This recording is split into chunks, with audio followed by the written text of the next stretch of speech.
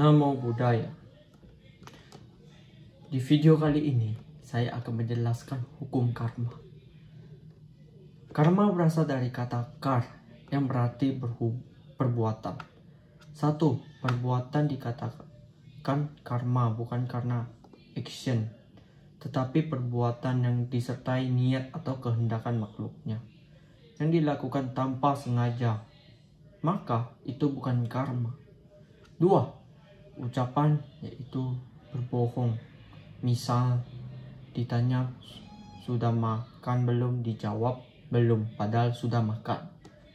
Tiga, pikiran yaitu tidak tampak oleh orang lain, seperti halnya seorang membaca parita tetapi pemikirannya tidak pada parita, sudah berpikiran pada yang lain. Terhadap karma berat dan ringan, karma berat negatif disebut juga garuka karma, yaitu seorang yang membunuh ibu bapaknya, arahat, ataupun melukai sang Buddha. Apabila terdapat orang yang melakukan hal itu, maka akan terlahir di alam paling bawah, yaitu avijja. Yang kedua, yaitu karma kebiasaan. Misalnya yang hobinya mancing terus-terusan. Oleh sebab itu, orang Buddhis dikontrol pikiran dengan melakukan meditasi. 4. Seorang yang matinya cepat, mungkin karena masa lampaunya ia membunuh, atau orang yang saat ini susah makan, mungkin di masa lampaunya ia pelit atau maling. Jika seorang takut mati cepat, maka rajin-rajinlah fangsien. Karena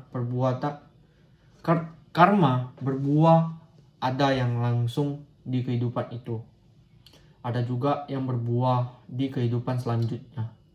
Karma yang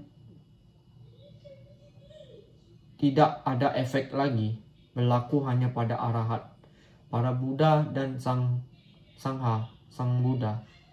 Karena jika mereka telah parinibbana, karma tidak dapat mengajar mereka lagi, sebab sudah tidak ada lagi kelahiran, maka karma akan hilang dengan sendirinya. Adapun fungsi karma yaitu mengatur kita menjadi apa, kenapa kita lahir di keluarga ini dengan kondisi ini, yang disebut janaka karma. Kemudian memperkuat atau memperlemah, yaitu hidup susah, misalnya terkena musibah, kemudian mengalami kecacatan. Itulah karma yang memperkuat kejadian itu.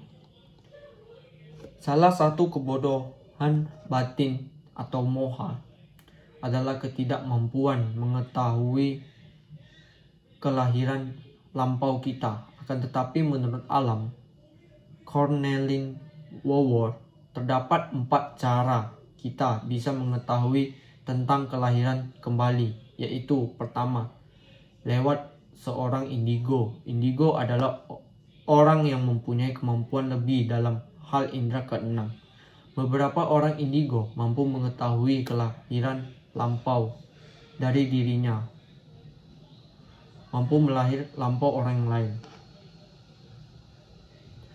2. Seorang yang mungkin karena kemampuan meditasi dalam kehidupan lampaunya, sehingga saat kelahiran sekarang dia masih mampu mengingat kelahiran lampaunya. Biasanya kemampuan ini dimiliki saat masih kecil dan akan hilang seiring bertambahnya usia. 3. Lewat sinoptis.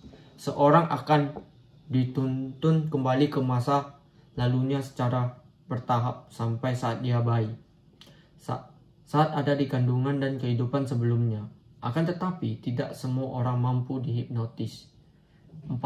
Lewat meditasi. Salah satu guru besar dalam meditasi Buddhis mengharuskan seseorang untuk mampu melihat kehidupan lampaunya terlebih dahulu lewat meditasi semesta, sebelum bisa lanjut ke meditasi vipassana. Metode tersebut melihat dengan kemampuan mengetahui kelahiran kembali akan lebih mudah bagi meditor tersebut untuk menembus proses anicca, dukkha, anatta. Karma sebetulnya tidak selalu jelek, ada juga karma baik. Namun ada juga orang yang menyamakan karma dengan nasib dan takdir. Karma pertama dalam sehari-hari disebut karma yang melahirkan. Karma melahirkan ini diikuti oleh karma yang mendukung dan karma yang mengurangi. Yang disebut karma mengurangi ialah yang mengerti dharma, namun sesaat dalam artian memiliki pengertian yang salah dalam sila-sila Pancasila Buddhis. Ada juga karma penghancur yang memotong kita dan bikin mati. Jika kita bisa memegang dharma dengan benar, maka akan sangat bermanfaat. Seseorang dapat mengubah karmanya melalui perilaku. Jangan sembarang berbuat kejahatan, sekalipun dengan pikiran. Kembangkan pikiran positif setiap saat. Caranya ialah dengan mengisi pikiran kita dengan kata-kata yang baik, atau dengan mengucap semoga semua makhluk hidup berbahagia. Kebahagiaan adalah di dalam diri kita sendiri. Kebahagiaan ada di cara kita mengubah cara berpikir kita. Padahalnya mencari pasangan hidup, hanya kita sendiri yang dapat menentukan karena karma dan mengaruhnya dalam kehidupan besar sekali perbuatan kita. Usaha kita, perjuangan kita. Kalau kita bisa melakukan itu, maka hidup kita akan berbahagia. Karma sangat besar untuk jalan hidup kita dan perilaku kita. Itu saja video dari saya. Namo Buddhaya.